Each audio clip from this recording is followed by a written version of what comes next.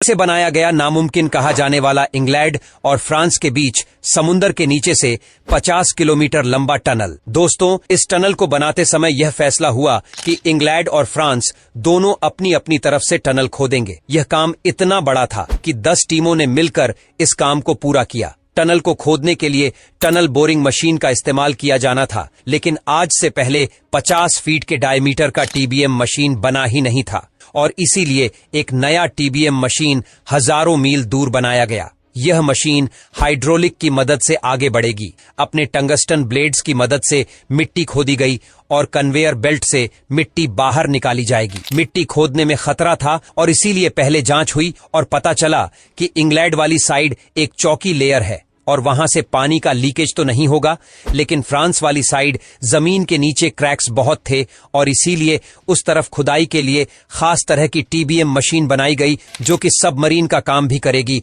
और उससे अगर दुर्घटना भी हुई तो काम कर रहे लोग बच जाएंगे। इस मशीन के पुर्जों को पहले अलग किया गया और तब जाकर पुर्जों को नीचे जाकर असेंबल किया गया। 2 साल तक लगातार खुदाई करते गए, लेकिन यहां खुदाई के समय ढीली जमीन को सील करना बहुत जरूरी था, क्योंकि अगर समुंदर के पानी ने रास्ता बना लिया तो तबाही मच जाएगी और इसीलिए टनल के साइज के गोलाकार कंक्रीट स्लैब को टनल में फिट कर दिया जा रहा था। कई सालों तक यह काम चलता रहा, लेकिन सभी इंजीनियर्स को एक ही बात टेंशन में ला रही थी कि अगर टीबीएम मशीन आगे चलकर आपस में न मिली तो यह सारी मेहनत बर्बाद हो जाएगी। इस प्रॉब्लम से बचने के लिए लेजर बीम गाइडेंस सिस्टम का इस्तेमाल किया गया। इसमें दोनों मशीन से एक दूसरे के साथ लेजर बीम के जरिए कनेक्ट थी और लेजर मार्कर पोजीशन चेक करी जाती थी। अगर किसी भी मशीन की डायरेक्शन जरा सी भी चेंज हो तो दूसरी मशीन खुद ब खुद इसके साथ ही अलाइन हो जाती थी। जब 100 मीटर रह गया तो इंजीनियर को यह चेक करना था कि यह लेजर गाइडेंस सिस्टम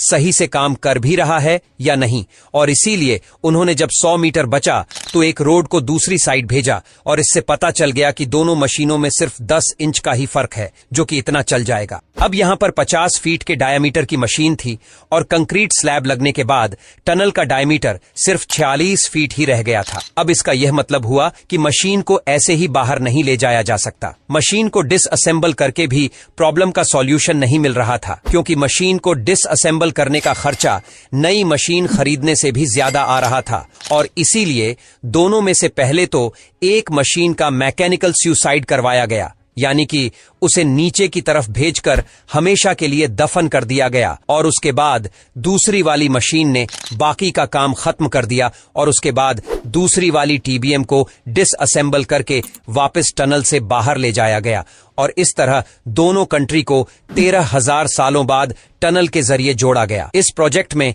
उस समय $12 बिलियन का खर्चा आया था।